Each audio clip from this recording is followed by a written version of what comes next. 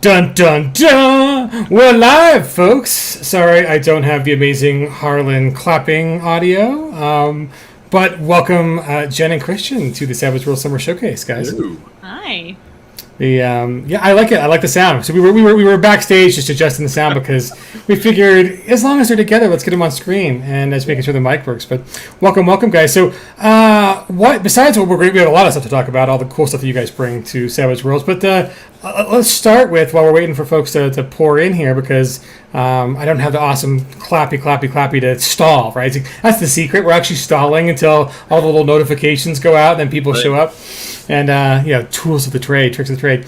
The what fun stuff have you guys been doing this summer? I mean, I saw some pics on Instagram. It looks like someone had some fun going overseas. But what have you been doing? Yeah, well, yeah, you did Greece. I went that to was Greece fantastic. for a yoga retreat with my yoga studio. So Wow. fantastic. What part of Greece? Which island, or on the mainland, or where'd you get to? Amargos. Probably lesser known than some others like Naxos and I mean, Mykonos. you only had like a view of is- the Acropolis, Acropolis from. Yeah, I from your did get to window. go to Athens Yeah. too, and there are some pretty fantastic views from my hotel room and where other people are staying. There was this Yeah, one hotel. There's this rooftop bar with a pool, and you could just like hang out in this reflecting, reflective, beautiful pool with the sun shining brightly because it's the Mediterranean in the middle of summer, and the Acropolis is right there. yeah. Makes you feel like a Greek goddess. Okay. Totally jealous. I'm totally jealous. I saw the pictures and I was like, wow, this looks like fun. Someone's having some good time. So It was amazing. Yeah. One of my favorite trips for sure. I did not get to go. She had all the fun. I mean, it's all good. I like seeing the photos of this. right. I want to go back, so we should go. Yeah, we should go. Yeah. There we go. See, all the reason to go back. And we'll have Jacob Ovjeski will be joining us shortly. But see, I see he's getting his camera ready, and when his lovely face shows up instead of I think his ceiling is showing right now, and we'll get him on too. But so yeah, guys, we're almost at the end of summer. I mean, this is like show number 12, I think, and Yeah. next week I think next week is the final day of summer. So next week will be the final Savage World Summer Showcase, and then we'll have to do into it. I think it was Christian who came up with this one. Someone came up with it. Fast Furious Fall features. Yeah, it wasn't me, so Okay, so someone. I don't want to take credit for something I didn't do. Well, you do a lot. You do a lot in the world. So we were talking pre-show, and I'm just going to put him on the spot because we were going to like let it slip and just see like, oh, maybe a certain cover of a certain or trade dress of a certain thing that's really cool, and someone else that we all know and love like did some work on it, and we'll let it slide. But I want to put you on the spot. Be like, is there any news or content you want to share about your amazing Savage Worlds Eberron, sir? Because I can that's a share cool project. My screen real quick. I don't know, put it out there. Yeah, why not? Yeah. Let's do it, right? Let's do it. Doing it live. Yeah. Screen. This little See it. window here. So there you have it. There it is. Okay, boom. So this is. Oh. So I want to clear up some things because everybody freaks out. This is still following the Wizards of the Coast fan content policy, so it will be a free product. But I've been tinkering with this for 13 years in a Google Doc, and I just wanted to finally put like an actual final product out there. And so that's what this is. Now, what the goal is to do the actual adaptation of the original Eberron campaign setting from 3.5. We're leveraging a lot of what we saw in the Fantasy Companion, so it's going over through a very massive overhaul, a lot of additional content, and and so this cover design is by none other than Carl Kiesler himself. He's actually helping us with a template that we can use as well, and so it's pretty awesome, and I'm totally blown away with the cover. I thought it looks amazing. Oh, it looks great. Yeah, so it is still WotC fan content policies will be available for free, and we're looking at trying to do like a donation or pay what you want option, and that is the reason why it's technically a licensed product as an ACE under the Immaterial Plane, because we can't do that with the fan con, with the fan policy, but we can do it as an ace to accept compensation. So that's that's it. We're really excited about it. So. Oh, congratulations, sir! The thing I really love about your Savage Eberron, one, like Keith is totally on board with the whole thing. Yeah. Really impressed with it all. You've definitely put in years of development on it. It deserves a wider audience, and I think it's going to get that. I mean, not that it already isn't super popular, but I mean, a nice cover goes a long way, right? Yeah. Oh, we can hear you, Jacob. Welcome, Jacob. You're on the show now, buddy. Yeah, and if all goes well, it'll be. Yeah, we can hear you, bud. Hey, Jacob. Okay. How's it going? Can you hear us? Yeah, I was Awesome. I guess. We- lighting here. I don't want to put up the supplies, and my desk lamp just failed me. No worries, man. No worries. We'll let you get your lamp fixed. But we're coming in loud and clear from many time zones away. So thank you for joining us and staying up super late to get us getting up early. Either way, whatever for joining us. We appreciate you being here, man. But we'll let you get your lamp set up. But Christian, man. It's just grim. Even pre Savage Pathfinder, right? I mean, this is one of the very first. Let's bring an awesome IP to Savage Worlds thing. So it's great seeing that it's getting the deluxe Carl treatment and looking as good as it does. Because I couldn't think of anybody else out in the that. world to do this. So just because he's done such amazing work. So. Yeah, that's awesome. So I want you to get away with just flashing that a little bit. I mean, this is cool. This is monumental. Savage Eberron finally gets to. I mean, I love that cover. Carl did an amazing job. So. Yeah, he really did. Yeah. He really did. So I'll go ahead and stop sharing that screen. So Okay, cool. You're good. We're good. I just wanted to get that in there. Awesome. So Jacob, let's unmute you, buddy.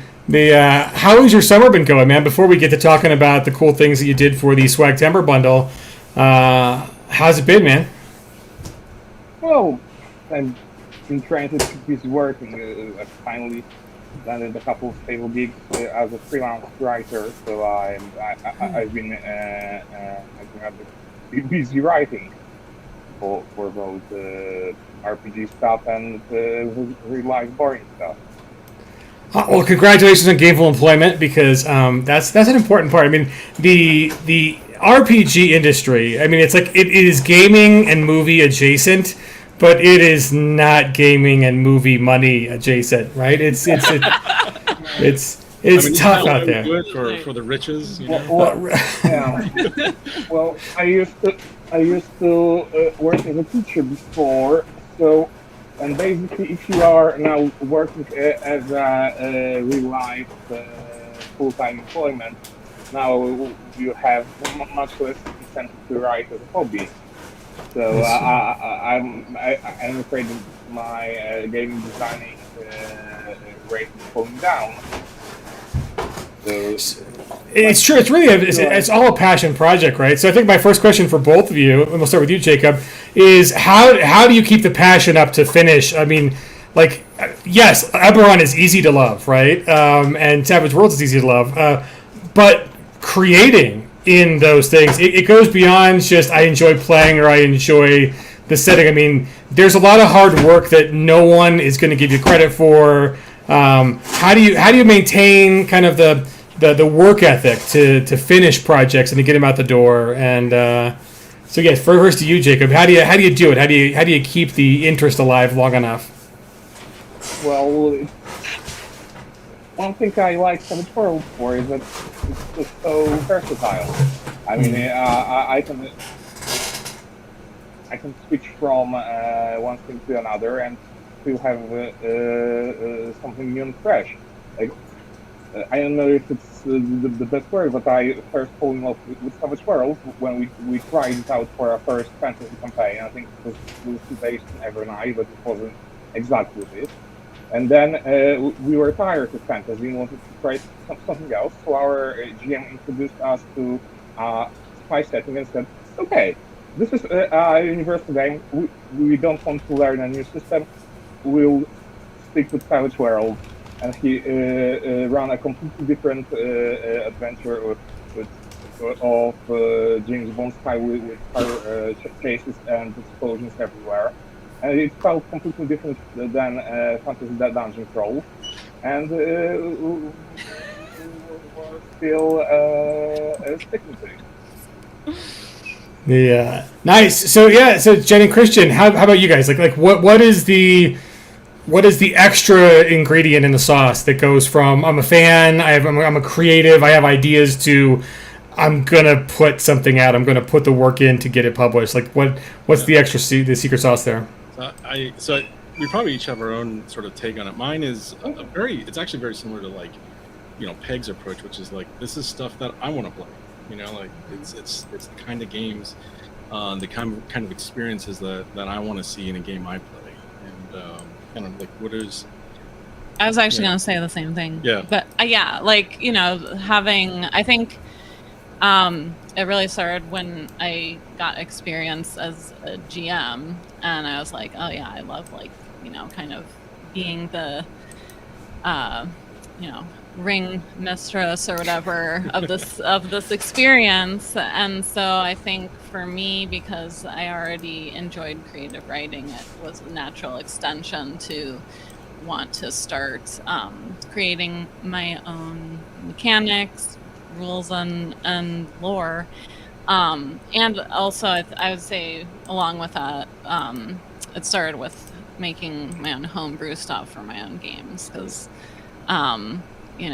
I play with some friends who just, go off the rails all the time with stuff, and I'm constantly ad-libbing and improvising and just making stuff up. And I do that when I'm prepping as well. There'll be an adventure, and I just, before I know it, I have like another adventure thrown in there somehow of my own creation, like, just hours later. So I just really enjoy that whole experience. Yeah, and for you, Christian, what's the secret sauce for you? Yeah, like I said, like just the experiences and stuff that we want to play. Herbal Alchemy is actually, it wasn't actually an intended product. It's actually a prototype for something that we're building for a setting that we're working on, and we wanted to see if what we were imagining was something that would be fun to play, and so we threw it out there as a swag product, and people loved it. So yeah. Yeah, well, that's the great thing, man. I do love, just in general, the amount of support the swag products have gotten. It's really great seeing those download numbers, the amount of like cross-pollination of authors in the swag program. There's been so much heavy lifting and knowledge sharing between the whole community. So, those things are awesome. And I love Jacob was doing a little. I would love that license, right? Like anybody would want to have lightsabers. I don't think we'll ever have that license, but. That would be a fun one to play in, for sure. I feel like that would be a lot of pressure to have that license. I'm just fiddling with additional light sources here. Yeah, just don't cut any of your hands off, man, because all the good guys get their hands cut off in those movies, sadly. Don't do that. No, you're looking good, Jacob. We got enough light on you. Right, and that's the thing too. Is like I think the one thing about Star Wars and RPGs is there's a lot of love still for like the D6 original, RPG version from years ago. So it's almost like not only do you have to live up to Star Wars, you have to live up to the fact that it's like there's a really well loved version of it. Yeah. And also just like here's the one thing, like no one hates Star Wars more than Star Wars fans. Right? And it's like, as much as we all love Star Wars in our own way, I don't know that we're all actually kin. It's kind of like the RPG industry. Here's an idea, an observation I think I've seen someone mention, and I kind of agree with it, but see if you guys agree with it. Do you think there's an RPG community, or do you think there are sub-communities who very much play their own gamer system and the cross-pollination is not as much as you think? Because I think on the second part, I think it's kind of true. I think there's a lot of, yes, a lot of people come in through D&D, but for those of us who filter into other systems, or even just stay in D&D, D&D has its edition wars, right? That's kind of inside D&D version of this. There's a lot of like sub-communities where there's not as much crossover as you think. Like it's for instance, like there was a stream earlier today, and we announced Deadlands 5e. So we are going to bring Deadlands for 5e, and the idea, I don't think, from our perspective, is that our existing Savage Worlds base is gonna. Some of them will. Some people play both and want both, but I think if you're a Deadlands fan, you've probably gotten enough of the Deadlands experience and love it in the Deadlands original or in Suede. I don't think a lot of you guys are going to march over to Deadlands 5e. I do think we'll bring in a lot of 5e players who want a weird Western. So that's kind of the challenge there, right? Is like, I think we're really good at talking to the people who love us already. I don't know how good we are yet at reaching out to the 5e folks. And that's another reason to pair with Sigil. Was Sigil is really reaching folks with the Supers 5e, S5e. But to me, that's an observation. It's like, I think it will be a whole new group of people. Yes, I think there are certain Pinnacle fans who will buy anything Pinnacle or anything Deadlands. But I almost feel like, it's a new group of people out there who are going to be the main thrust of Deadlands 5e. So I almost wonder too, like, with Savage Eberron, I mean, do you think is that mostly Savages coming who want to play Eberron with the Savage rule system? Is it a new group of folks, Eberron fans who just didn't happen to weren't playing in the original? I don't know, right? Like, what is your take on it? What do you think? What do you think your base is for Eberron for Savage Worlds? I think for Eberron for Savage Worlds, it's actually a blend of the two, where there are people who love the themes of Eberron, especially Savage Worlds fans who love pulp and action and noir and all that, and Eberron has that, right? But I think there's also my story was very much, I was a D&D player that loved Eberron, was running an Eberron campaign, but it always just didn't quite hit the chords the right way. And then when I first read Savage Worlds back with the original Explorers Edition, I was just like, this is the game experience I'm trying to have with Eberron, except D&D wasn't really allowing for that, right? Savage Worlds back in 2008 was already doing, you can move, attack, and move because all your actions occur at the same time. And I was just like, I don't know why, it was such a simple thing, but I was like, my mind was blown. I'm like, you can do this? And the game doesn't break? Well, and it felt so much fairer. In terms I know so many systems where you can't split movement, where it almost feels like you have, especially for characters who are like glass cannons or weak early on, it feels like you have to leave your wizard or whatever vulnerable for it to do anything. Because, and I never liked that. It's like, yes, move, attack, and then next turn you can run and hide. But then I can't act next turn, or I have to and it was just like, no, you can split movement, which means like cover, aim, hit, boom, cover. And it's like running from one broken wall to the next, right? Shooting across, it's like so I think for Eberron, I think there are a lot of people who are, they've played D&D, they've played Eberron, and they're like, they want a slightly different experience in that setting, and they look at Savage Worlds, or they hear about it maybe through some of the actual plays and stuff that are out there. And they're like, oh, that actually sounds like the Eberron I want to play, or they hear about Fate, they're like, oh, I really like what Fate does, and then they go pick up like a Fate, conversion for Eberron that's out there, things like that. So, but and to your point about like, is there an RPG community versus a D&D or a certain edition of D&D, or I think there's both. I think you have, I think there is a general RPG community, people who genuinely love trying different systems and different games. Ron Blessing is one of those people, right? He's constantly experimenting and exploring different RPGs. Jen and I play different RPGs because we want to have different experiences. I love Savage Worlds, I do, but it's kind of fun to try other things. But I know that even for me, there was a time where it was like, D20 was like the end all be all because look all the stuff that's out there. Why do I need to learn a different system? Admittedly, I kind of do that with Savage Worlds a little bit because, my time is limited, but, we still try to play other games, when we can. So, yeah. Well, it's true. So, before I get to you, Jacob, there's a really good question that Robin asked. How did the original Deadlands D20 work out? So, I wasn't with Peg at the time, and it was even pre-Suede, pre-Savage Worlds even. Deadlands D20 did gangbusters. It floated a lot of boats during that kind of D20 boom, and I think I think a lot of, because Deadlands core, right? The original Deadlands was so thematic with all the things in Deadlands and stuff. It was its own system, right? It was just pre-Savage Worlds even. That yes, a lot of people kind of got brought into Pinnacle with Deadlands D20 and became PEG customers and came with us to Suede.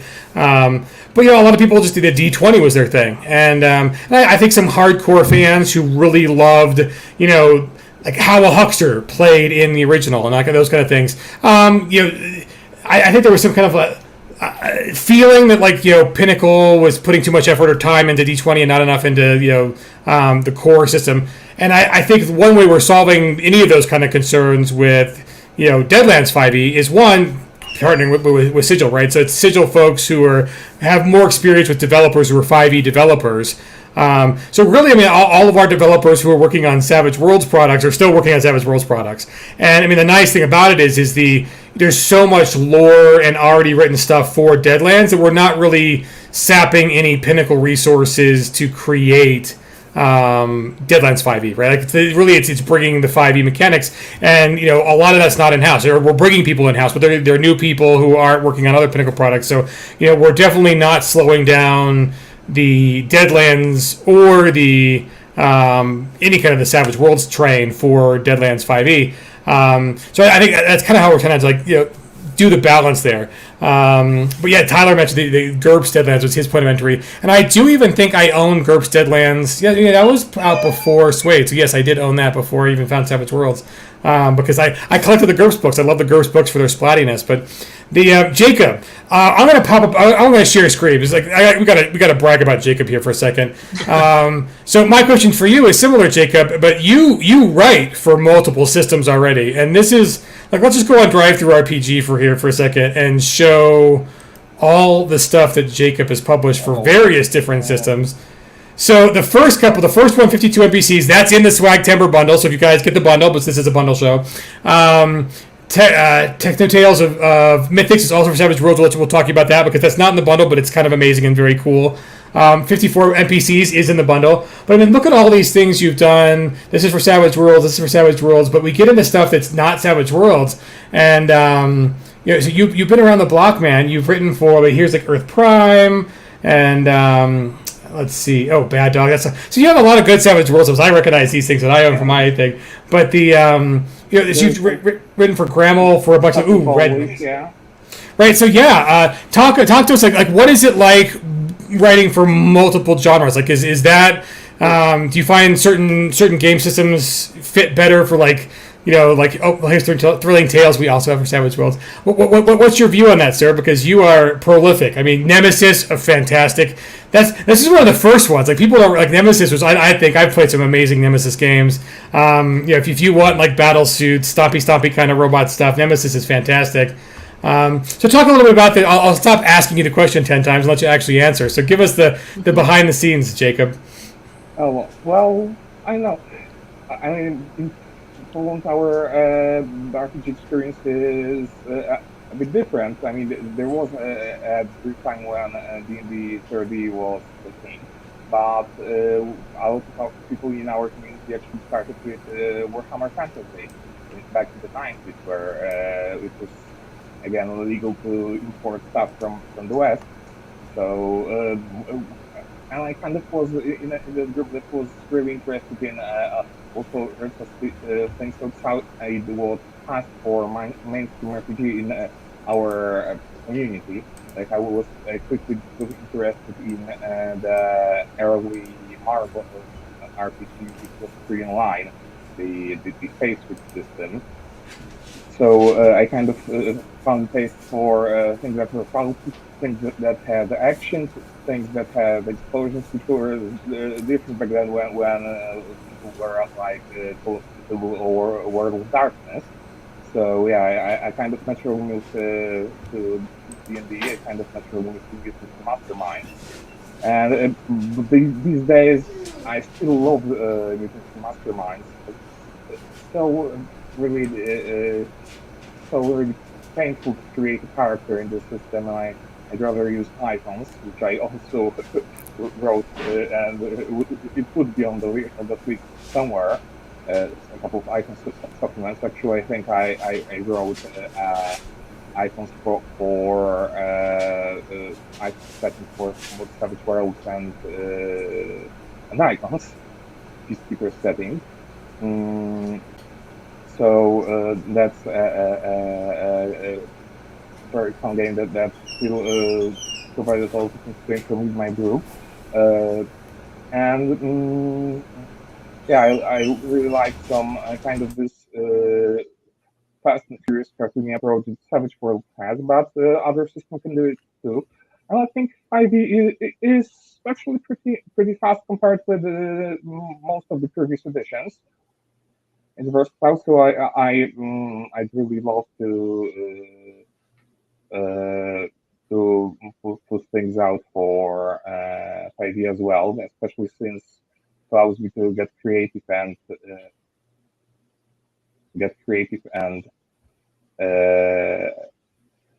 put out more projects that I wouldn't be able to do otherwise, like Bad Dogs, which is cartoon dogs fighting in a semi-abandoned city, which is, I know if there are people who would play it, but nonetheless I was able to release it. So, as long as I got this up the screen, because this is one of my favorite settings, tell us a little bit about Tropicana, sir, and then the adventures you wrote for it, because I think this is one of the ones that I think went a little under the radar, but it's fantastic. So, brag about Tropicana. So that's not one of mine. I think it's by Mauro Longo from Italy, but Giamo released it, and I took part in the translation and editing. So, oh yeah. Those are the materials for the Polish edition I translated. So oh, nice. I didn't had a lot to do it out, but that's actually very fun. Having that in the mood of those open world sandbox games set in a city or a small country like Far Cry. And this is set in a small republic in San Jose, which is Banana Republic, where basically there's no law. So the player characters have a lot of freedom of achieving their goals. And once again, explosions, daring raids, mad chases, and after everything is done, you can relax by the pool at the beach. So this is the action movie kind of setting that's all about fighting for cosmic crime in a small Banana Republic. So, how do you find? What's it like translating others' work into Polish? I mean, that's another thing we're kind of blessed with. I mean, in so many ways, Pinnacle hits above our weight class. We're a small company, but we do. I mean, it's amazing that our translation partners in multiple countries really pick up the ball and bring the Savage Worlds evangelism to Europe and Asia and. We have a really big Brazilian contingent, amazingly. So what's it like? I mean, you're holding down the Polish translation for us. What's it like, translating other people's work? Is it more about the translation, or do you think that you really do need to bring a game designer's eye to that work? Well, there's definitely this kind of weird experience that comes from being a game translator as opposed to other kinds of translating. Like, for instance, there are a lot of small differences, and I fully realized it when translating with games related to OSR. Like, I didn't really fully realize it, but for instance, our not only our paper uses centimeters instead of inches, so it means that, for instance, our office supplies are aligned differently, so we can directly mention how to draw a dungeon map, for instance. Or in Poland, very few people use index cards. We don't really have a word for it, and it's actually fairly common when translating RPGs. So there are a lot of differences that aren't even exactly concerning the game itself, but rather how the game is played. And in some products, like there was one of the biggest changes we had that actually inspired a couple of things we put out on my own, was working on the product that was what was it? Oh yeah, I think it was John Goss through the cathode ray tube for the very first edition of Savage World, and we had a deal to release it as a bonus adventure when we launched the adventure edition as a Kickstarter. But first of all, it was about about television. People were basically, for people who don't know it, people were trying to survive when they were stuck in different TV shows. Yeah, but that was about 20 years ago. So and the TV is different now.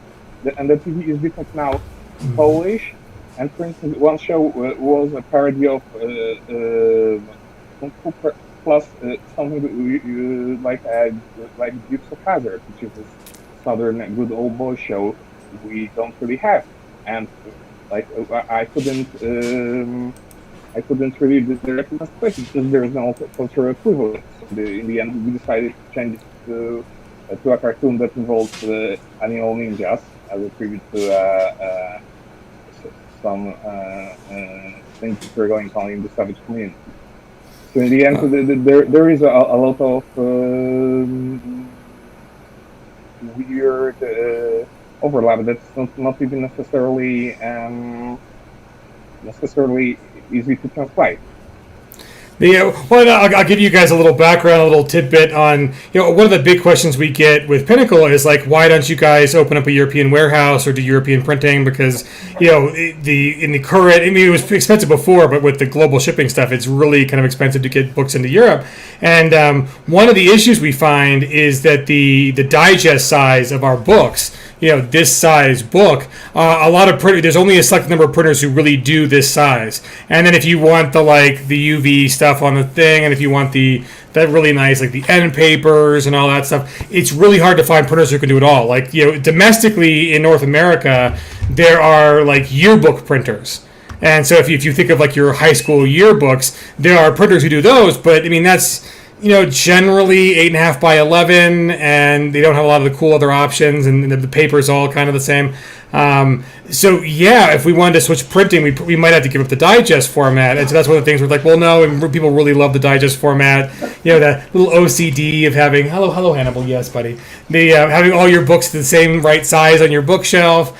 So interesting enough, in Europe, it's very similar. It's there are some European printers, but I think most of our translators have the problem of we can give them files that are in this format, the digest format, but they almost all have to reconfigure them to a different format, which is a lot more work on their part, right? You can't just change the words and leave the formatting and the pictures and the trade dress the same. And so yeah, we regret that that the European printers don't have this digest format as much, but it is one of the issues in trying to do we want to do a split print? Do you want to print, for the U.S. market and print for the European market? And it's we would have to make multiple layouts and multiple copies of all of our books.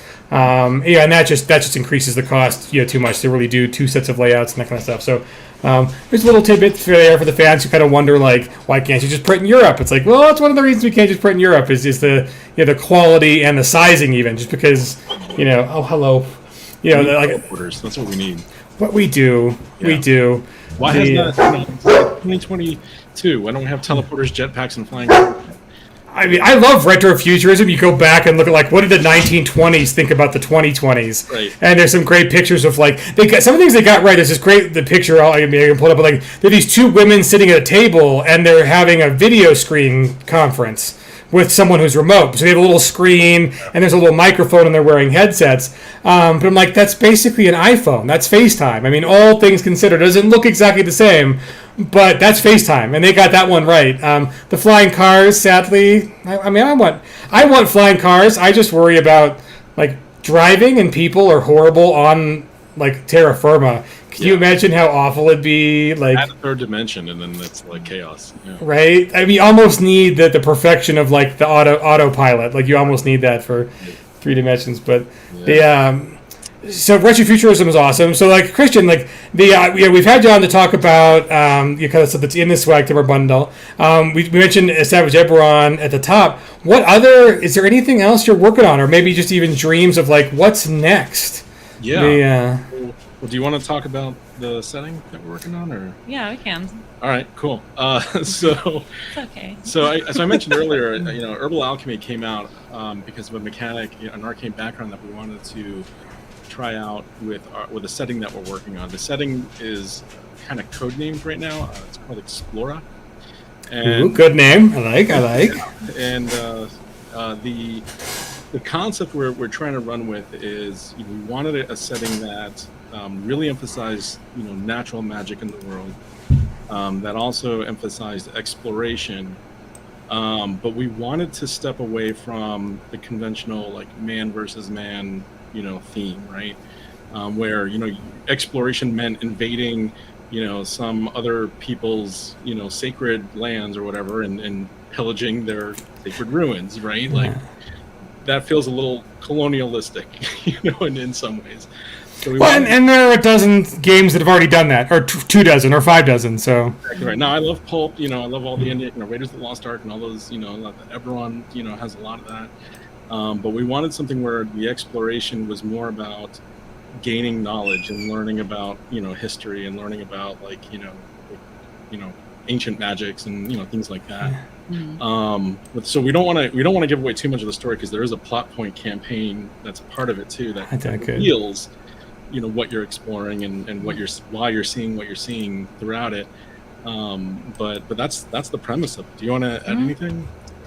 That pretty much covers it, I think. I mean, also just that it's heavily inspired by the idea of open world RPGs, which is, in video games really, and we're not trying to map that perfectly into an RPG, but taking a lot of inspiration from things like Skyrim and Horizon Zero Dawn, Breath of the Wild.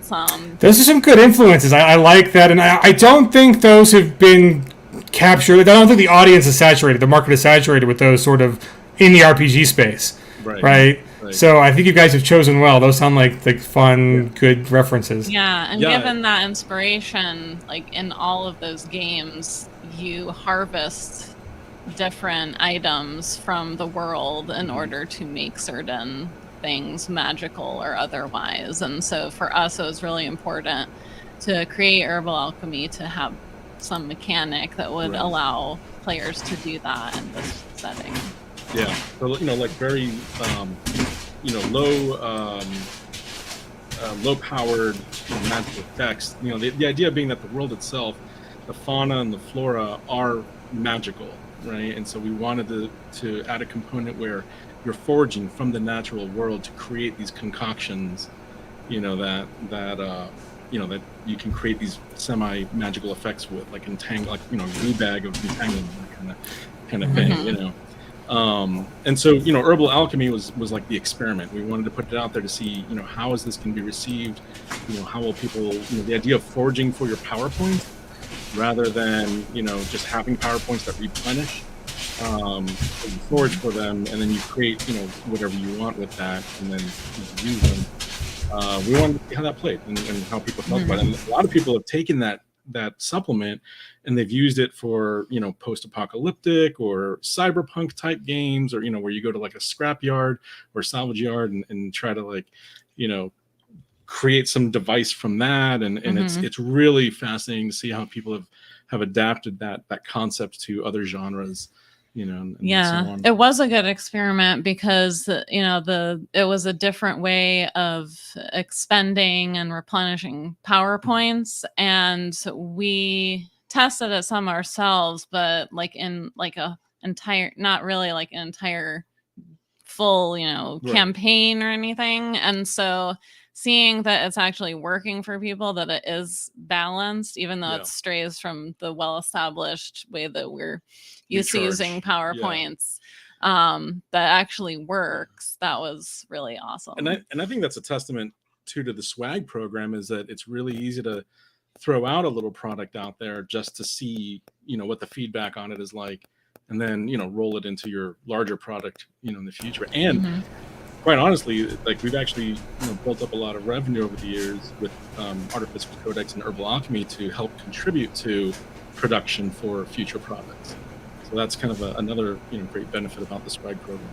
Yeah. I mean, and I like seeing that. I mean, there's some early on it's like are you going to share stuff? Are you going to share your little ideas, worried someone's going to steal them and put them in their big idea?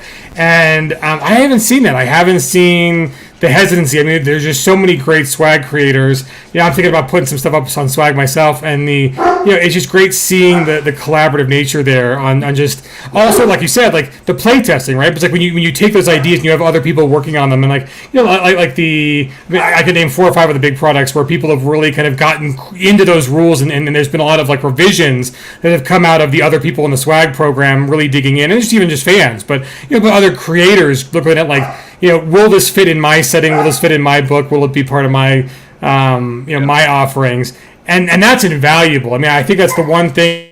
For the folks out there who haven't created, like Jen said, the balance is a big issue, right? Like, you want the game to be able to be playable long term.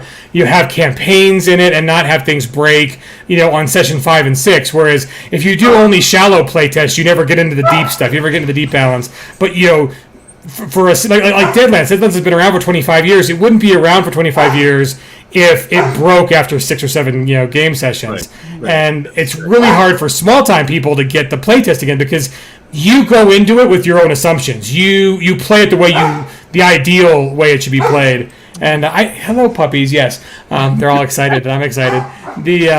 But getting people to play it the way you wrote it, not the way you assumed you wrote it, is kind of crazy. So that's a great part about the swag program, and the fact that like the Discord, the unofficial Discord, like a massive amount of like awesome game design goes on there in just little chats. I'm like, hey guys, what do you think about this? What about this? Is it -2? Is it -1? Is it a different kind of penalty or anything like that? I mean, and you wouldn't think those are big decisions, but those are the things that when your game comes out and they weren't play tested, come back to bite you because people had a bad experience. And it's really easy to say, one bad experience, let's not play this anymore, versus let's fix it, right? Like, it's really up to the game designer to fix it and make sure that it works with people's stuff. So I think that's important for any size publisher. Like Peg, even gets value with like the original Suede when it was released, doing the preview, the alpha. We saw it with the Superpowers Companion. We saw it with the Pathfinder for Savage Worlds. We saw it with the Fantasy Companion. And there is a lot that comes out from the community that's like, oh, we didn't see that. Or there's stuff even I'm looking at like, oh, I read that rule. I didn't think there was anything wrong with it. Now I do see the problem. Like, and it's really cool to get that, to be able to source that kind of direct feedback from the people who love and play the game. So. So, Jacob, going back to you, buddy. Speaking of brand new things that are big and awesome, we got a hint of this on one of the previous streams. But tell us, what is TechnoTales and why is it awesome? Well, as I said, I can't legally say it's He-Man, but it's He-Man. So it's inspired by the adventure cartoons and comics from the 80s and the 90s.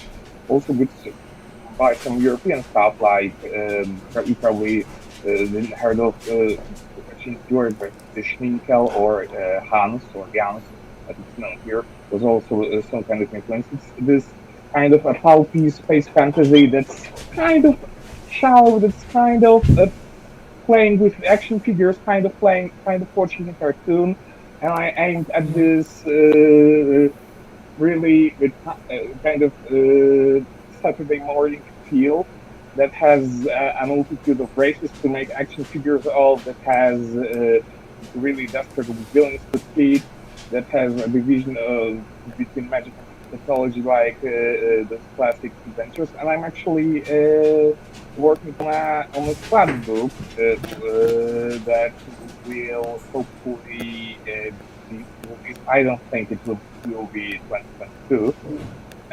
But maybe there are only a few months left, right? We're almost at the end. Yeah. But it will, but like the as a proper spin-off, it will be called Warrior Princesses Cosmetics, and it will be a companion. But it also focused on magical girls in the vein of Sailor Moon that transform. I think I hope because that was suggested during the play tests that maybe the mythics will be treated as another dimension where people from the real world could cross into. which it isn't right now. There are a couple of things here and there. But in general, I hope that it's this kind of a kitchen sink fantasy which matches really well with the Enchanted Companion, which I hope to be Nice. forward compatible from with the companion. Yeah, well, that's the big thing, really. Is like, I feel for our creators because we're putting out these companions. I know a lot of people are like, well, I mean, I know Christian was among them. Like, I can't put out my next thing until I see this because I'm not gonna put it out before the blank companion and then have it be obsoleted, right? So we're trying to get those to you as fast as possible, guys. So Jacob, tell us before how we kind of wrap up. Is I've got Dan Irwin joined us before, and we recorded. So we'll roll into Dan Irwin's recording at the end of this because he did some really cool stuff. But again, he like Jacob is in a far away place in a different time zone and couldn't make this slot. But Jacob, tell us, is there anything you want to like talk about what you're working on now, like the next inspiration, the next project? Where are your creative juices flowing currently? Well, I actually have something that I think would match really well with Savage Eberron. Let me try. Hey. For free. Okay. Can I do this? Yeah, just hit share screen down the bottom, buddy, and we'll get it up there. Okay. Oh yeah. I hope that, Boom. There we go. yeah, there it is. Big Wolf of Soul Spell. And That looks really promising. yeah. It's well, be entirely based around one single rule from Savage Pathfinder and Fantasy Companion, which is basically when it's go. That's the third country, and I really like this sort of small magic for world building and for creating this feeling of magical world where people do things by magic. I really like Eberron for its dragon mark houses, but I also love Earthdown for this kind of magical pots that keep food or magical crystals instead of fireplaces and so on and so on. So cantrips in Fantasy Companion and Savage Pathfinder allow you to do it. There's gonna be apart from a list of over 200 cantrips for each power. Well, not per power, but 200 cantrips in total. That's kind of what I love about your books, Jacob, is you never do like, here's one arcane background. It's like, here's 52 of them, people, you're going to love them all, dwonk. So yeah, 200, man, 200, it's like, that's a lot, dude, it's a lot. Yeah, but they're basically one paragraph each. Like, I have a section for Elemental College called Bold Blast and the Birth. But That's cool art, I like that. Yeah, there's by sarcastic name Deep Roll on Creepy license.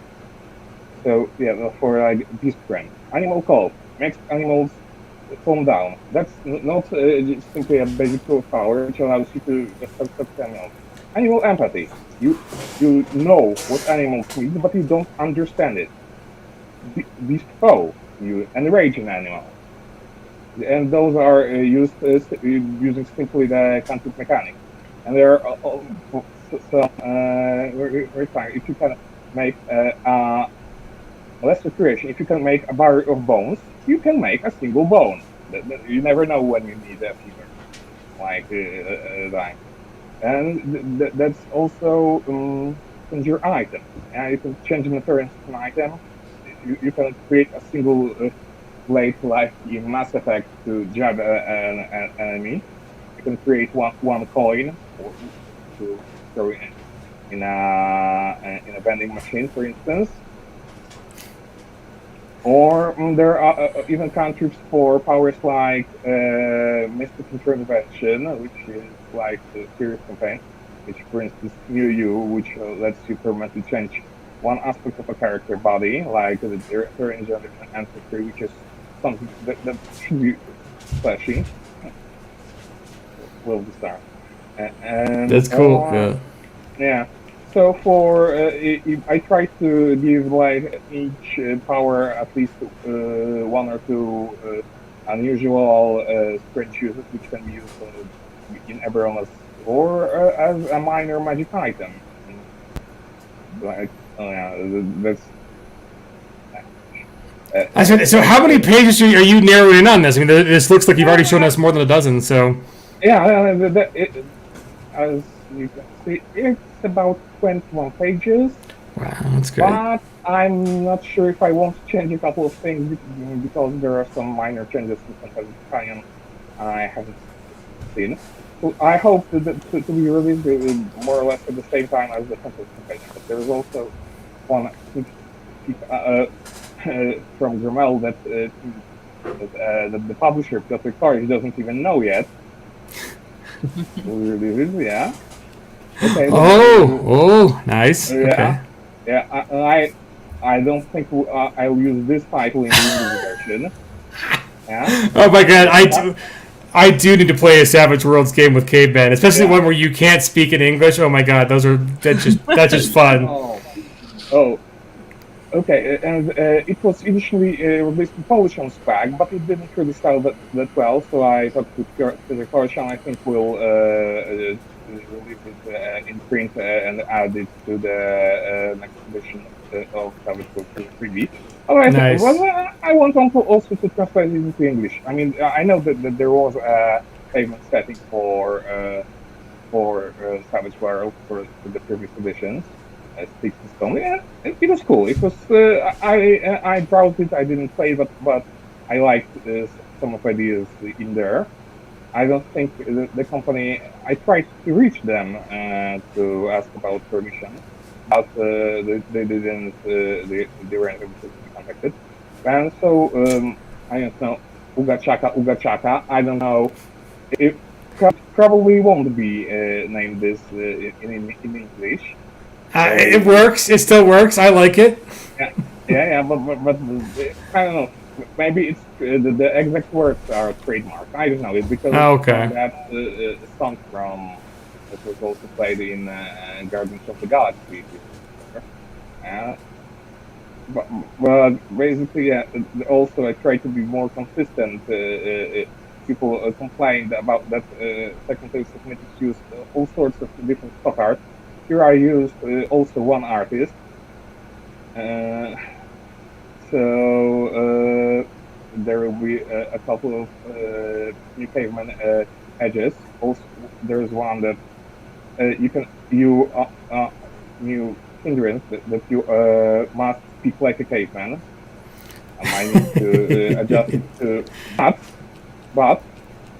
I'd say everybody has to take that. Everybody has to take the speak like a caveman. Man, everybody's got it. It's like mandatory. No, that's the thing we spotted during playtest. At any time, any player can say, "Okay, that's not fun anymore. That's boring. Here, have a Benny," and from then on, you must speak normally. Okay. So, see, there's balance. That's the thing I love about Benny's. It's like you really can bring in stuff where you give player agency, and it sounds like here you give other player agency to like, okay, guys, the Uka stuff is done. Let's speak normally for a bit, especially also, planning battles. But yeah, there's also a rule for the GM to introduce special death stars, like if the GM can be challenged to introduce a celebrity, like for instance on Mardrop, for instance, and if they roleplay it well, each player there was an adventure. Okay, so celebrity cameo. That's okay. And there's the art's fantastic, man. I do agree it was a good choice to go with one artist because it's good stuff. It looks like it's going to be a fun, kind of tongue-in-cheek game to play. Yeah, I want to play that. Yeah, it's awesome. I could totally see Carl Kiesler going buck wild with this too. Like, oh yeah, like bones and like leather and right, like all around. Right. We need to make this happen. So we're almost about our hour, guys. So one final question for you, Jacob, and then we'll shoot off to Jen and Christian. The outside of the Savage Worlds and the publishing world, what cool stuff is floating your? Those are cool. Yeah, that's the 52 NPCs. I like the art. The art's pretty fantastic. Yeah, some of them were generated by the AI, but tried to do it only when I didn't have anything better. Yeah, like this guy, this guy. Oh, I'm totally on the AI bus. Right. Yeah. Christian and I were talking about it in the pre-show. Like I think ultimately it will be a major boon to small publishing. But yeah, there's lots of other issues. For one thing, this okay. Here's my AI art can absolutely be copyrighted. There's nothing about the Copyright Office that said you can't copyright AI art. There's some like crappy articles going around that saying you can't. No, if you read the article, it's a guy named Stephen Thaler. He's an artist. He's a way out there artist. He tried to copyright one of his pieces. He created an engine, so he did the AI, and he tried to get. I like your art, by the way. But he tried to get a piece of AI art copywritten to the software, not to himself. And he told the Copyright Office, and they have no reason to believe otherwise, that there was no human intervention, there was no human spark, no human participation, that the art was simply the sole creation of the software. And they said, well, non-humans don't have standing. So it had nothing to do with AI or the AI part of it. There's no law that says AI is different than a photograph you take with your cell phone, and you get copyright for that for just pointing and shooting. So yeah, don't believe the stuff about no copyright. The AI art is copywritten to you, the prompter. The interesting question actually there is if the terms of service for the software you're using are actually a legitimate vehicle to transfer or license your copyright to the platform and the other users. That's an interesting part there. But the actual the copyright, it's probably yours, guys. So don't worry and don't think that the AI art can't be copywritten. It can. So anyways, that's my lecture for the day. Thanks you for coming to my TED Talk. And but I mean I think you're showing it here that there are some products that you wouldn't be able to come to market at all or on the timeline that they would if without access to kind of these AI art things. And I also think that it's also hopefully raises the boats for the better artists in the small publishing community. One, to use it as tools, but two, there's a lot of stuff that AI art can't do right now and never will be able to do probably that requires competent publishing artists.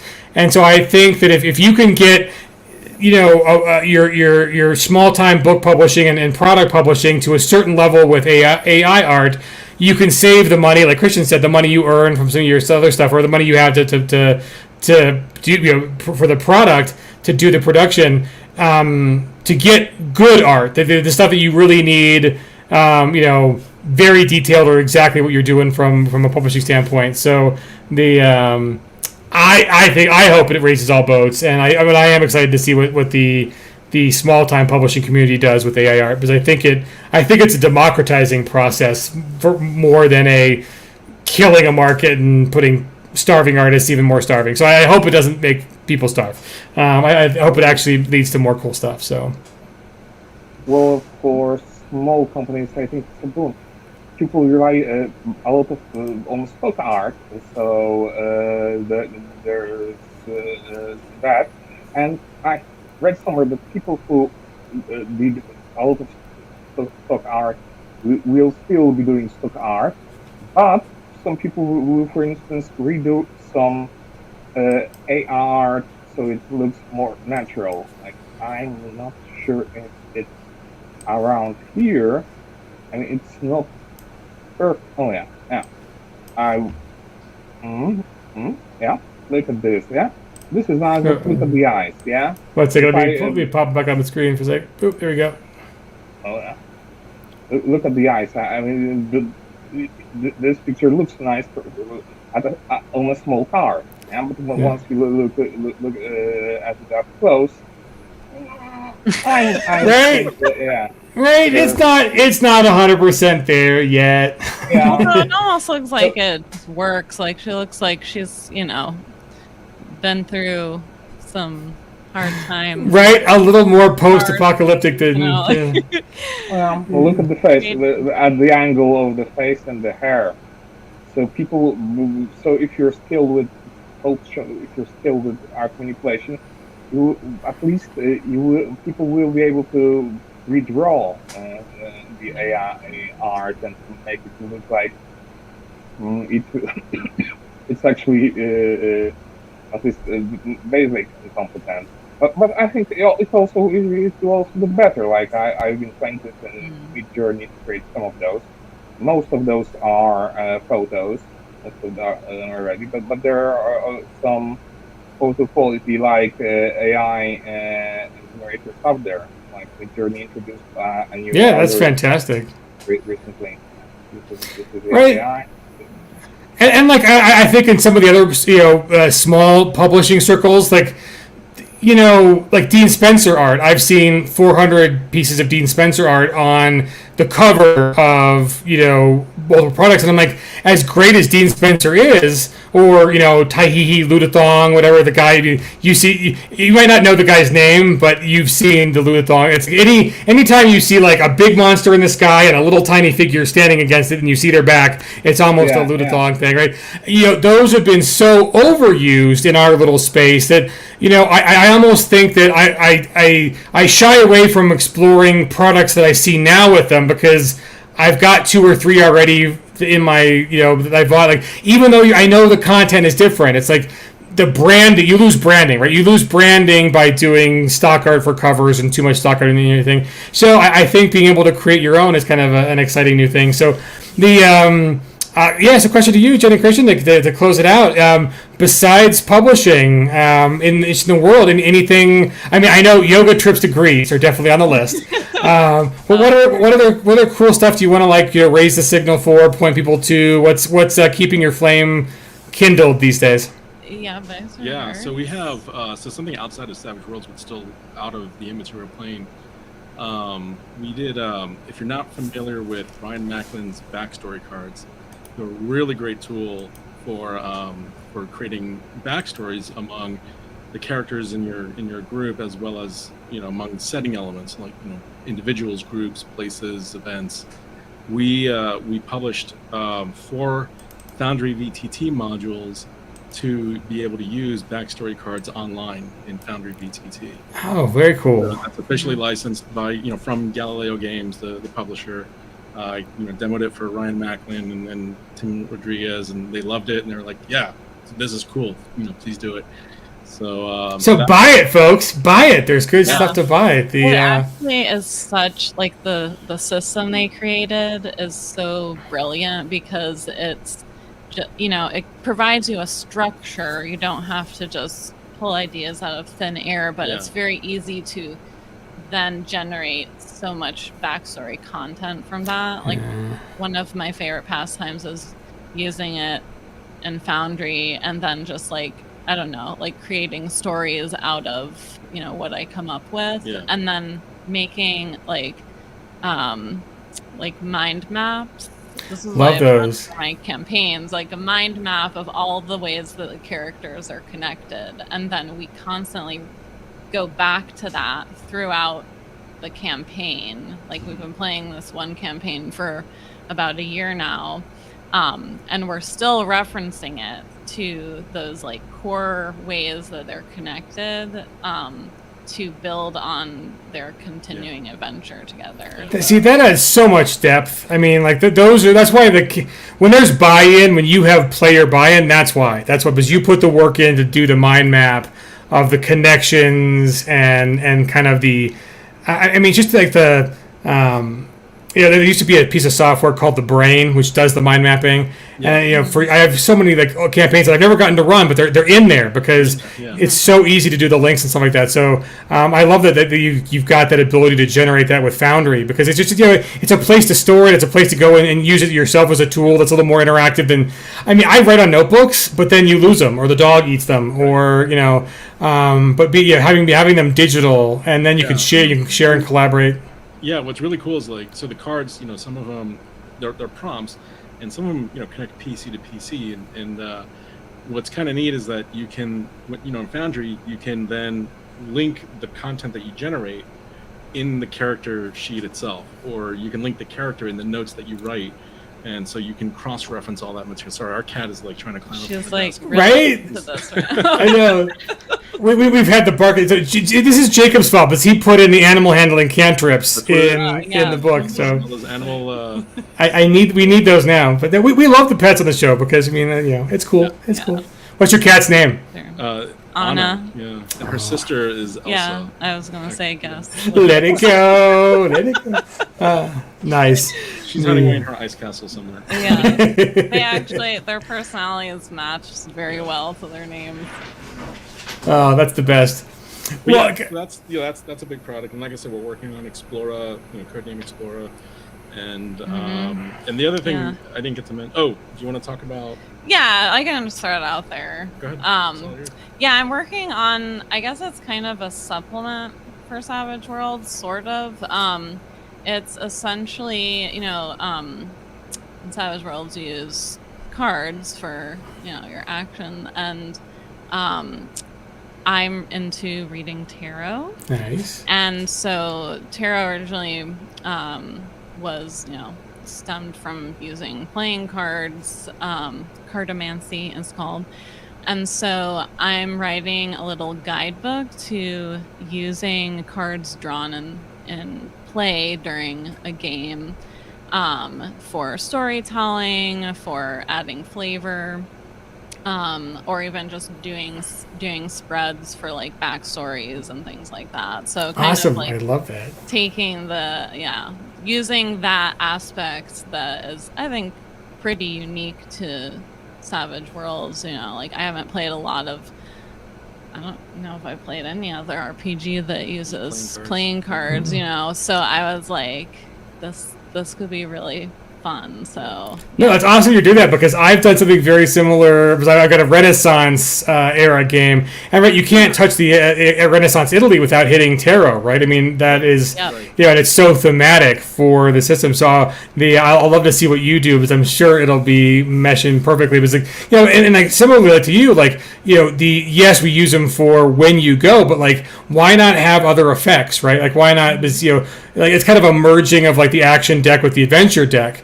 Because like the adventure deck has cool stuff that happens when you play that card, but it's like, what if your action card also gives you some kind of little kind of tarot benefit that's themed, and and then just even like something we did with Buccaneer was we did this like Voodoo-sant reading, so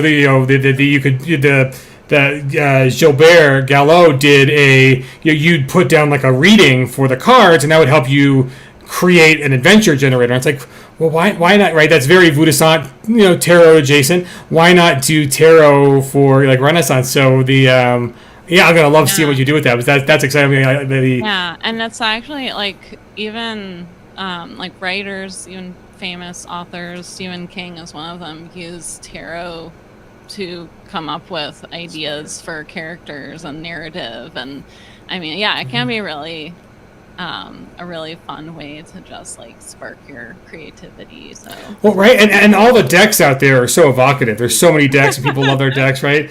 And I think there was even like I kickstarted, and I received it maybe a year ago. There was a kind of a tarot RPG. Problem with it is that when it came, it was gorgeous, but it was hundreds and hundreds of pages. And I was like, oh, this isn't the Savage Worlds vibe. Like, it might be great for the tarot vibe, but for Savage Worlds, man, give me like Jacob, give me 23 pages. I can do. Give me a page per major arcana and like half a page for minor arcana, and we're good. We'll go. We'll do this. I've read short and long. Yes. Short and long, descriptions of like, interpretations of tarot. I'm trying to keep it like succinct, with the on brands, but it's still gonna be a pretty lengthy product, because I'm also including examples of like that's how cool. you use this specific card in this kind of, whether it's like a chase or you're drawing for your interludes or whatever, or if you're the GM and you're wanting to run a backstory session. That's hot. That's great. No, totally. I mean, like, that product needs to exist, right? I mean, like, totally there. So, final word to Jacob.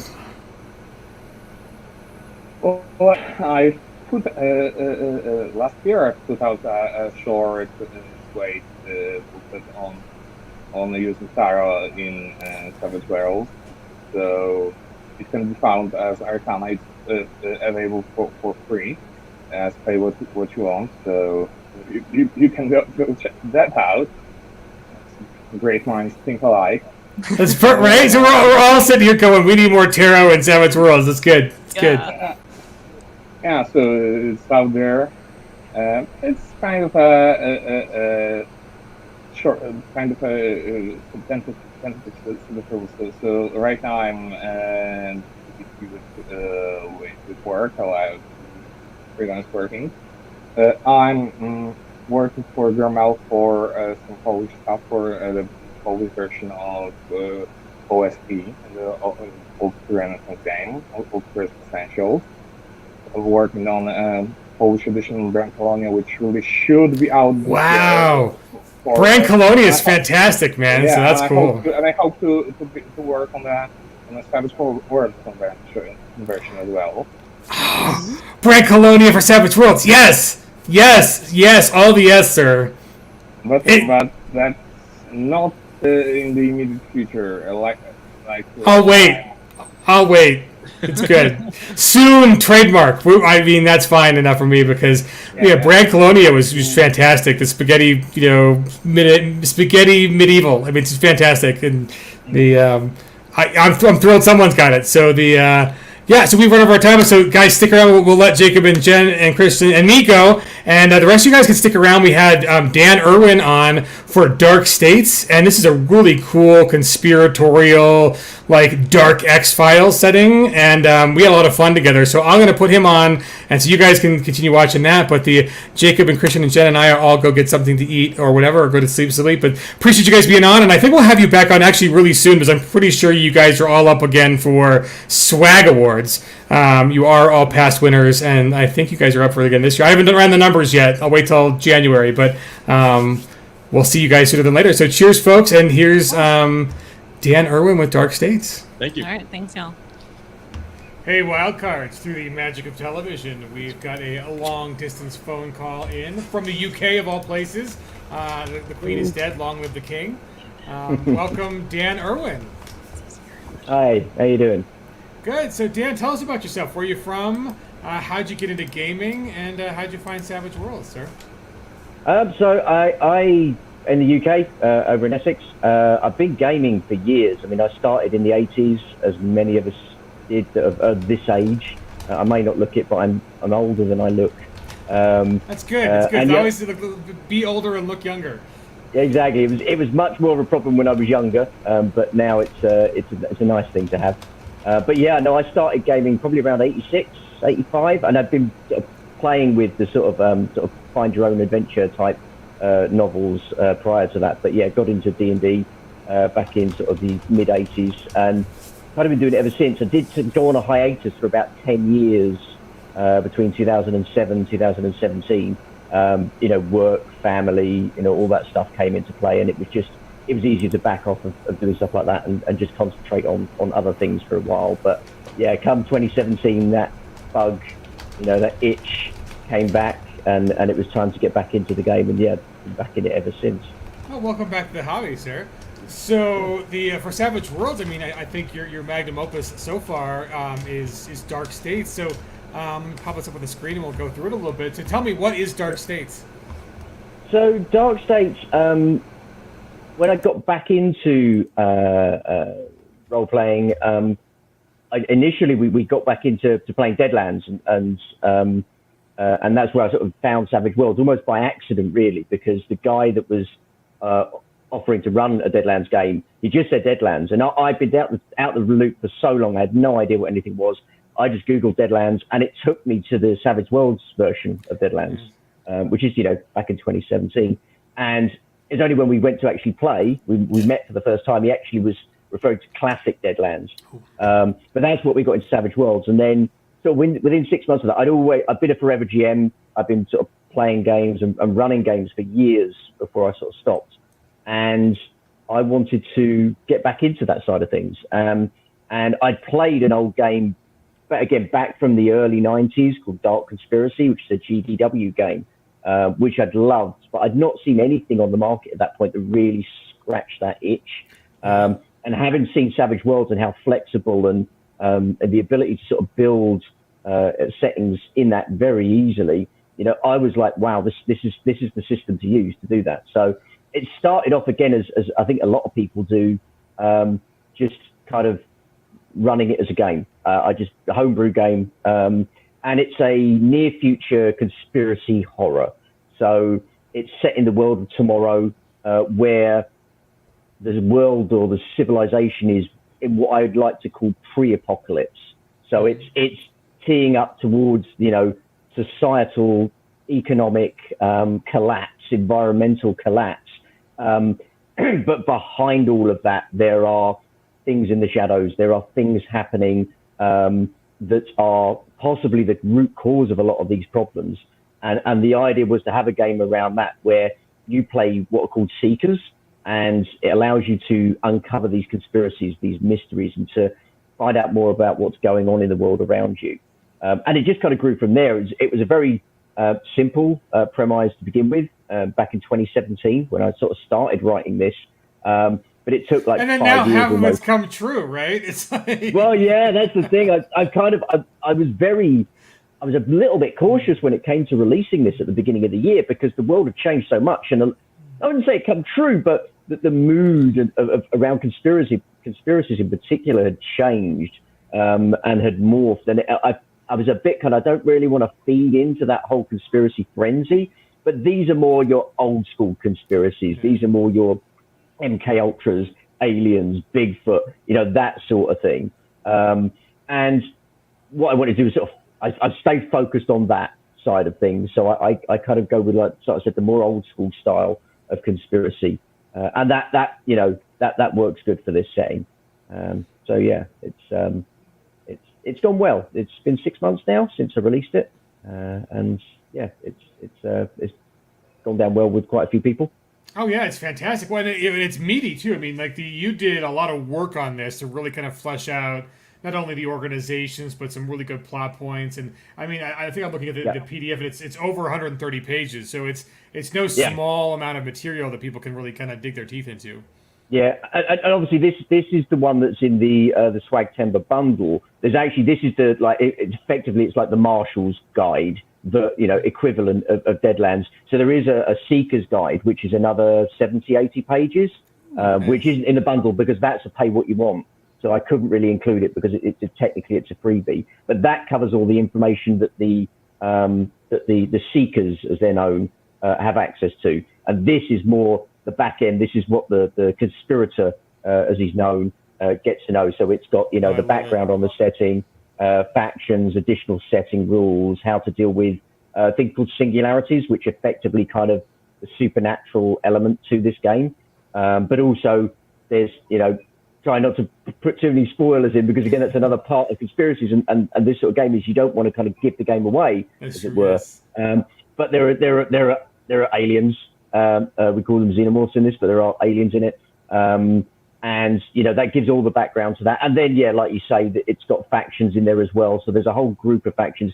So when you're a seeker, you can either work for a government organization. There's a number of government organizations you could be part of, in which case you're kind of coming in more from a sort of X-Files-y type sort of setting type sort of approach, or you can come at it as somebody that's outside of that. Maybe you're part of a secret society. Maybe you're part of a group that's trying to uncover these mysteries. Maybe you're a criminal organization that's run into something they shouldn't have. But it provides various different ways of getting into the setting itself. And then you have a gazetteer. So I picked the United States as kind of the starting point for this. It is a global game, and I do touch on sort of a global gazetteer in the Seeker's Guide, but for the Conspirator's Handbook, I wanted to just focus on one place. So I've gone with the US because it's the biggest audience, I'm afraid. As much as I love the UK, there's not a bigger market for RPGs here as there is in the US. So the focus is on there for now. And there's a deep dive once you get past the sort of general gazetteer into New York City. And there's a very deep dive into New York City where it goes into each of the boroughs within New York City and some of the surrounding areas like Long Island and New Jersey and stuff, and gives you a bit more. And each of those gives you an overview of what's going on in that area, and then gives you a bunch of adventure seeds, so a bunch of little things that people can just pick up and use and sort of pull as ideas and create their own sort of adventures from. As a member of the Rockies, I love the description. I wanted to stop here and read this because I think it's great. Although I do think it's kind of a funny turnabout. I mean, whereas I'd say a lot of the U.S. game designers, especially in fantasy, right, set their games in Europe and the U.K. And so then the UK guys are set their games in America, which is funny. I'll ask you a second if you've ever traveled to the United States, but I love the Rocky part. It's like this is pretty spot on. So dominated by the Rocky Mountains, running like a spine down the country, this region is truly the backbone of the United States. It is home to hard but friendly folks who bend with the times but will not break. Although life in the shadow of the Rockies is never easy, and in times like these, the back has had to bend almost in half to survive. It's like, oh, good stuff. So as a denizen of the Rockies and a native, I appreciated that. But so tell me, have you visited the United States before? I've been a few times, yeah. I've been mostly. I came over in 2007, weirdly enough, just when I sort of stopped gaming, and I went storm chasing. So I went chasing tornadoes and sort of big supercell storms, all up and down the Midwest. So we started off in Oklahoma, and we ended up going all the way up to North Dakota, and then coming all the way back down briefly through Colorado, and then down into New Mexico. And so we probably, I think we did about 3,000 miles in about 6 days.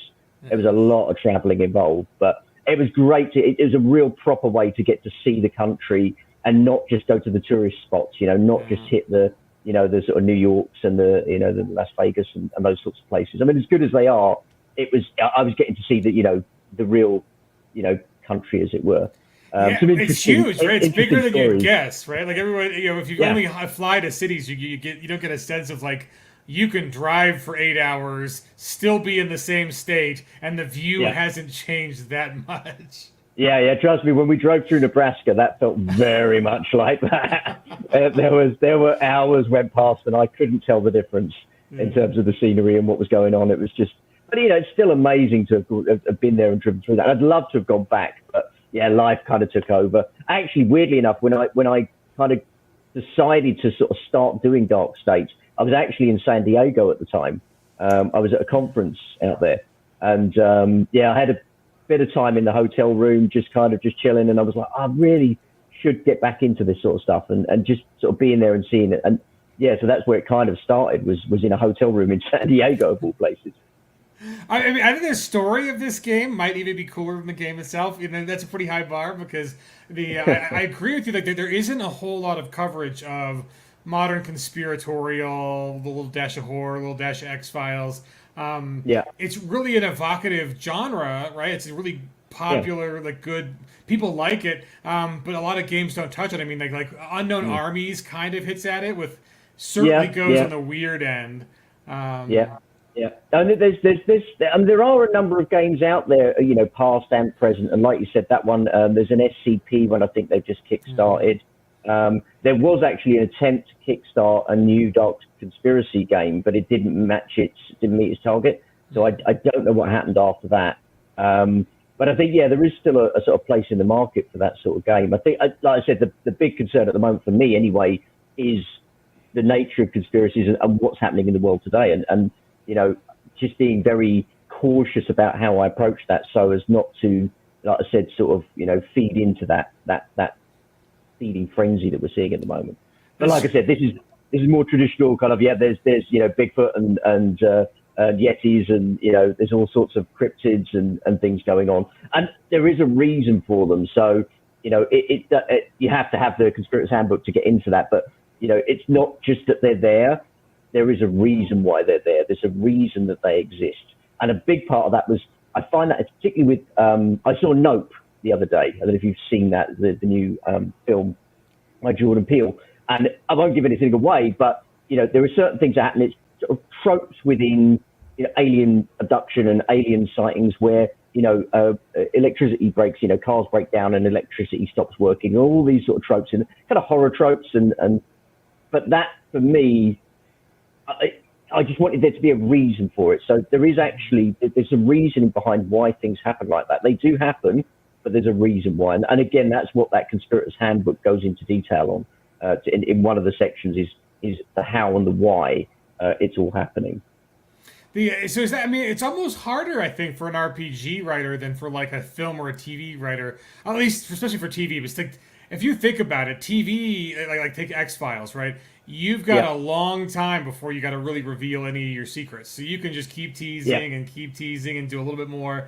But when you've got players who can make rolls and their dice can explode and they can get, just the insightfulness of the medium, you almost have to come to the point where you have to know the answers. There has to be an answer versus just leaving things.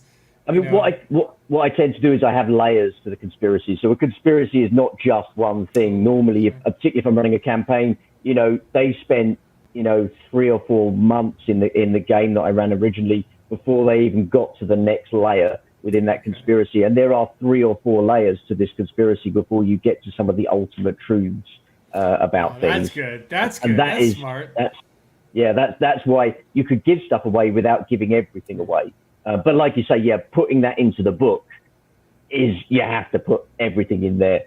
But there are some. So I put together a kind of a framework of the setting and how it's all put together. But I also give in one of the sections on running the game alternative variant plots, I've called it. So there is a mega plot that's going on in the game, but you don't have to use that. You can go off if you think you've got another idea that you wanted on how this might work. Then that's, and I put in half a dozen, maybe 8 different sort of variant plots about what's actually going on, that meta conspiracy that sort of sits behind the rest of them. So you can actually sort of twist it and turn it, and that then the game doesn't play the same. You can run it as 2 different campaigns and actually have 2 different things going on at the end. Well, that's kind of the other thing too, right? Is that you never know what players are going to latch on to. And you could give them a choice of 3, and they're like, "Nope, I want the 4th one, and we're going to go 200% on that." Absolutely, And I did when we ran the game the first time. There was one thing that they found at the end of the first adventure, the very first adventure, which was a throwaway thing from me. I didn't mean to put it in there. It was just this knife.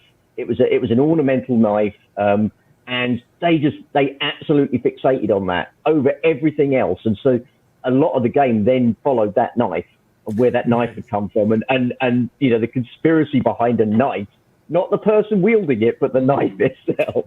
And so they players always go left and right when you least expect it. Yeah, no, I've mentioned this before, but I had a friend running a Castle Falkenstein game, and he had this murder mystery that went all the way up to the top of the power structures in the world and all this stuff, and there was a throwaway clue that happened at a Victorian BattleBots arena. And we decided, we went to the BattleBots arena, we're like, we're not going to leave. We want to run a Victorian steampunk BattleBots team. Like, we don't care who died. I don't care if the king is involved. We want to do BattleBots.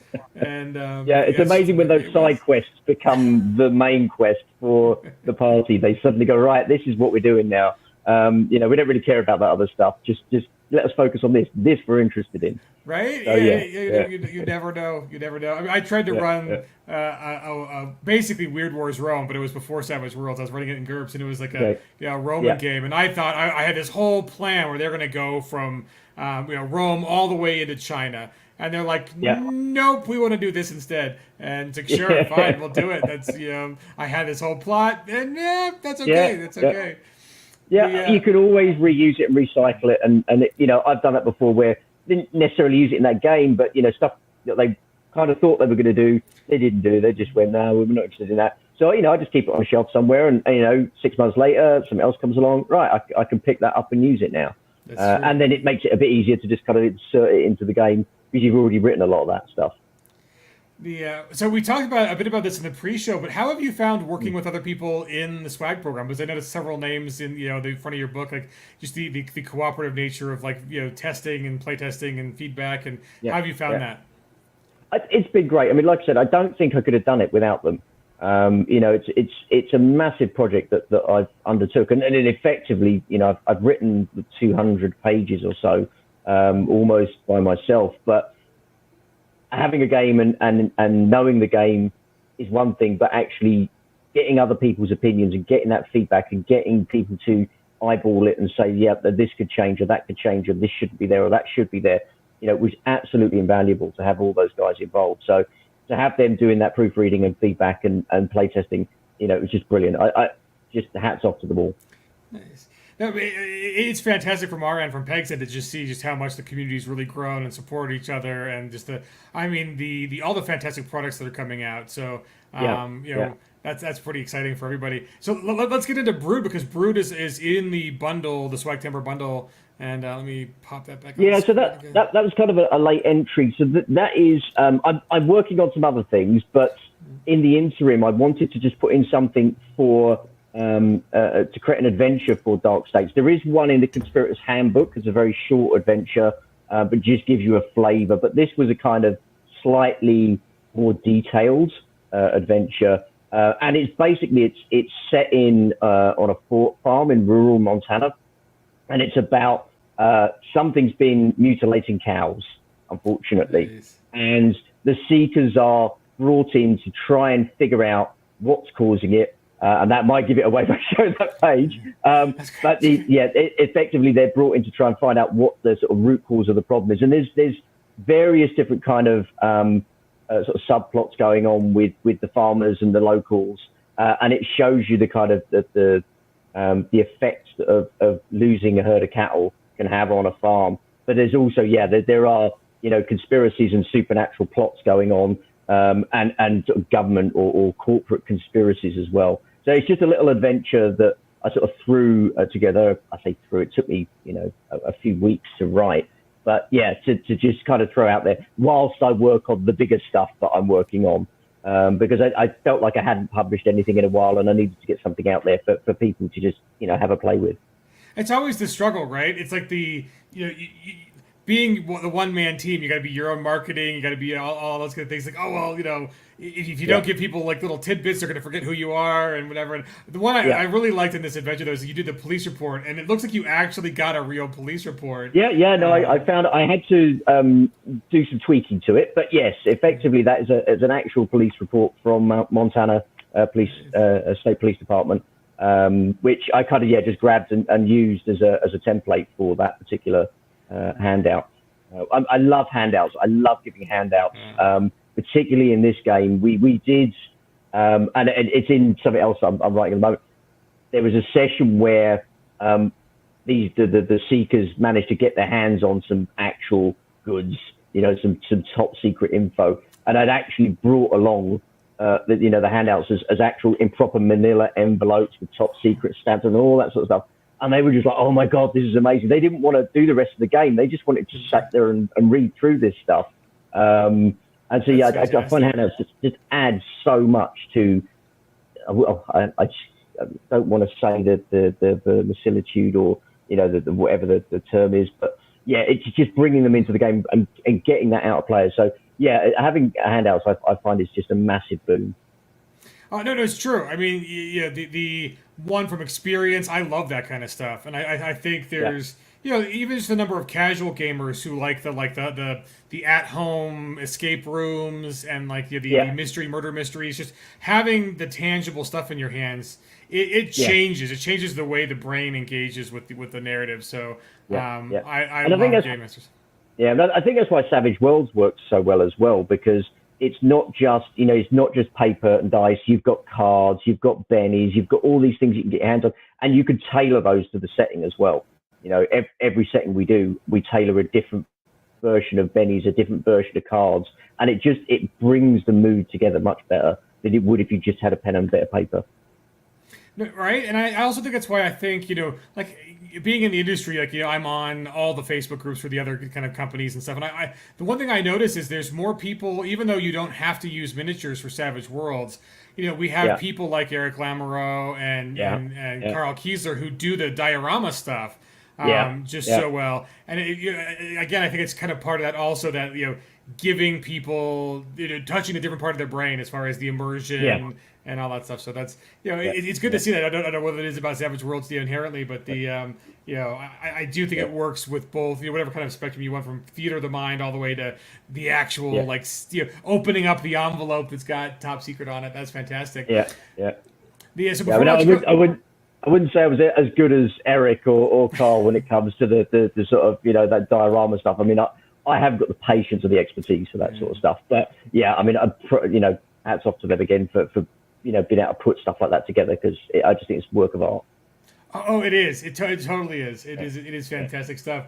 I want to show off one more adventure we got, because this one's a pay what you want, so people can go pick this up right now. So in addition to the Swag Timber bundle, Tales Yeah. from the Trek is on. So tell me, what is Tales from the Trek? What's the basic overview on this one?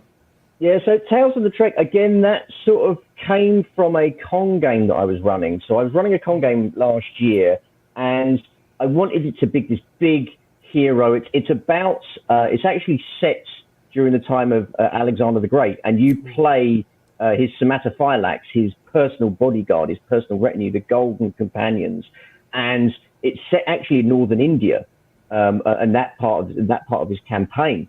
But there's a supernatural sort of, you know, element to it, and effectively there is a threat coming from the south, and so he sends you guys south to deal with this threat.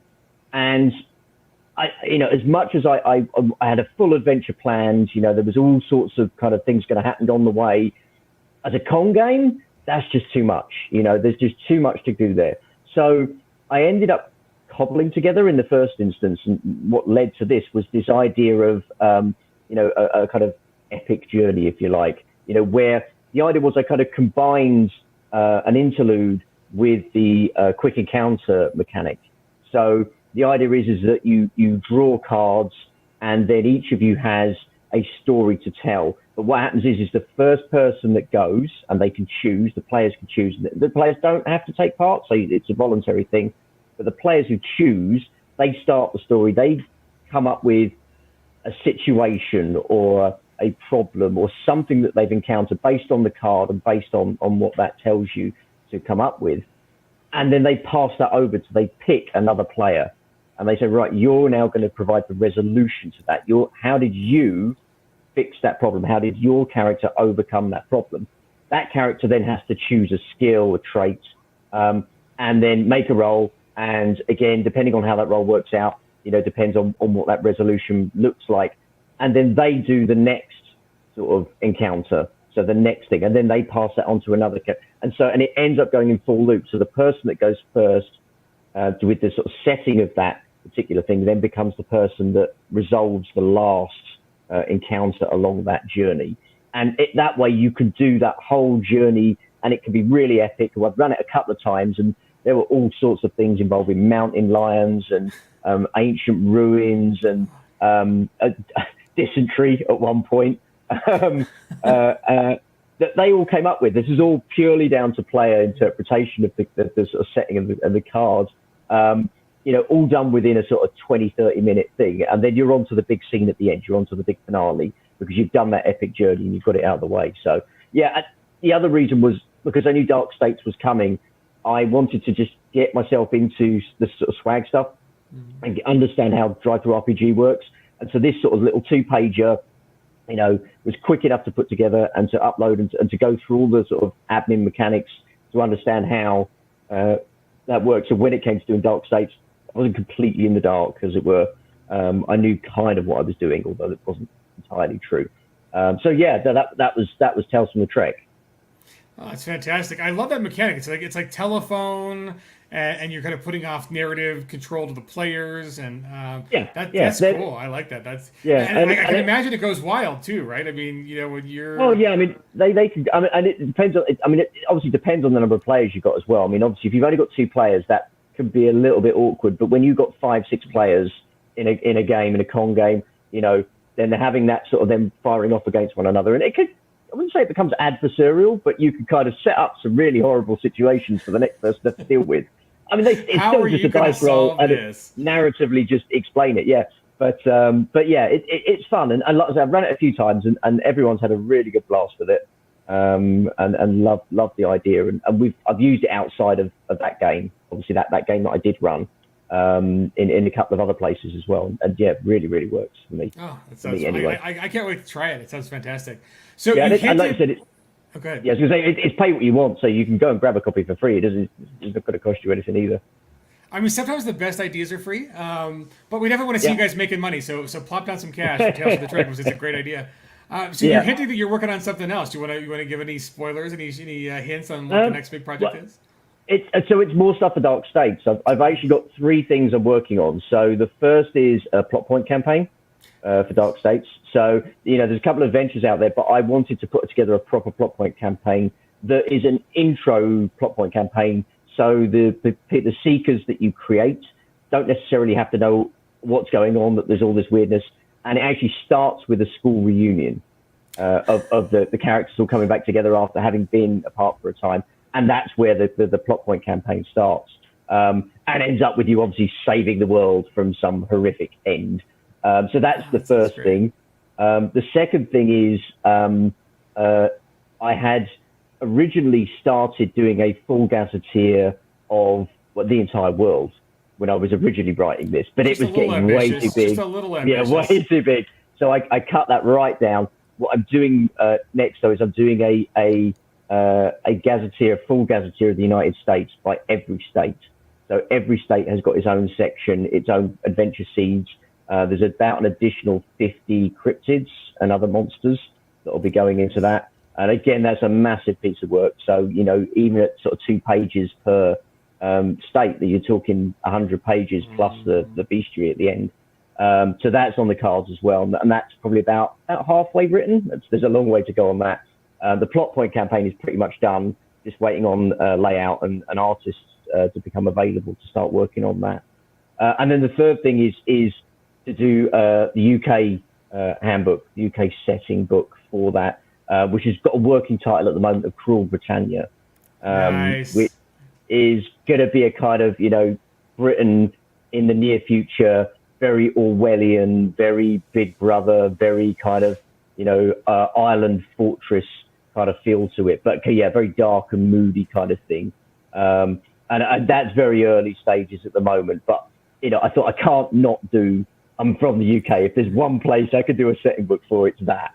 So yeah, that's also on the cards, but that's going to be a ways off. The plot point campaign is first, then the US Gazetteer, which I think I'm kind of working on. The working title at the moment is Dark States of the Nation, but that's a working title that may not end up being that.